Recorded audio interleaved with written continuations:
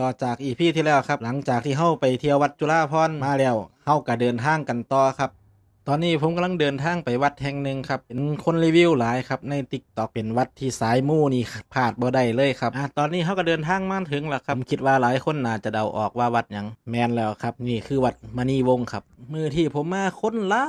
ายครับแต่ดีอย่างหนึ่งครับวัดนี้ที่จอดรถหลายผู้ใดมารถส่วนตัวนี่สะดวกอยู่ครับเพราะเขาย่างเข้ามาภายในวัดล่ะครับผมบอกได้คำเดียวว่างามอีหลีครับสมคำล่ำลืออีหลีผู้ใดที่ยังบ่เคยมาต้องมาสักครั้งในชีวิตล่ะครับเขามาในวัดแล้วผมกับบ่พูดพร่ำทำเพลงครับกระดิ่งตรงไปมองซิกเนเจอร์พุ่นแล้วซิกเนเจอร์อีหยังวะติบางคนก็ยังบ่ฮู้ครับเดี๋ยวผมสิพาไปเบิ่งน้ำกันภายในวัดก็มีสิ่งของขายครับมากมายเลยทีเดียวบ่ว่าจะเป็นผลไม้ครับเครื่องจักสานก็มีทั้งหมวกทั้งหยังก็หลายครับ เอาบานในการเดินทางมาถึงทางเขาแล้วครับผมบอกเลยว่าอลังการงานสร้างอีหลีครับเพราะแต่เขามาภายในแล้วเฮาก็จะเห็นสุ่มประตูพญานาคครับซึ่งนักท่องเที่ยวมาถ่ายรูปหลายขนาดเพราะแต่เฮาเดินเข้ามาอีกหน่อยนึงครับเฮาก็สิพอกับถ้ำพญานาคครับหรืออื่นอีกอย่างหนึ่งกับวังพญานาคนั่นแหละครับซึ่งภายในงามมากเลยครับมีพญานาคอยู่หลายตนครับแต่ละตนก็สิมีซื่อความรู้สึกครับคือจังเฮาได้ลงไปในวังพญานาคอีหลีนะครับเป็นถ้ำเป็นซอกอลังการอีหลีครับทั้งความสวยงามนี่สุดยอดเลยถ้าสิแม่นเว้าง่ายๆก็คือเฮาทะลุมิติไปอีกโลกหนึงเลยก็ว่าได้ครับเป็นโลกใต้บาดาลประมาณนี้ครับถ้าสิให้อธิบายก็คือสิอธิบายบ่เบิดครับต้องได้มาสัมผัสด้วยตัวเองครับผมซึ่งก็อยู่บ่ไกลจากกรุงเทพครับแค่นครนายกไผ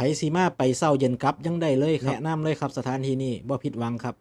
วัดมณีวงศ์หม่องนี้ครับเป็นสถานที่ท่องเที่ยวที่ยอดนิยมของนครนายกเลยแม่นผู้ใดได้มานครนายกครับแวะมาได้เลยครับระยะทางในการเดินชมพญานาคกะยาวเติบอยู่ครับย่างจนเมื่อยพุ่นละพญานาคของวัดเพิ่นสิมีหลายแบบหลายตนครับแล้วก็แต่ละตนก็สิงามบ่คือกันงามคนละแบบถือว่าวิจิตรมากเลยครับเพิ่นปั้นออกมาได้ดีครับถ้าเบิ่งอีกแบบหนึงก็คือพญานาคเพิ่นมีชีวิตนี่แหละครับงามอีหลีครับจักสิบรรยายจังไดครับต้องมาสัมผัสด้วยตัวเองครับถึงจะรู้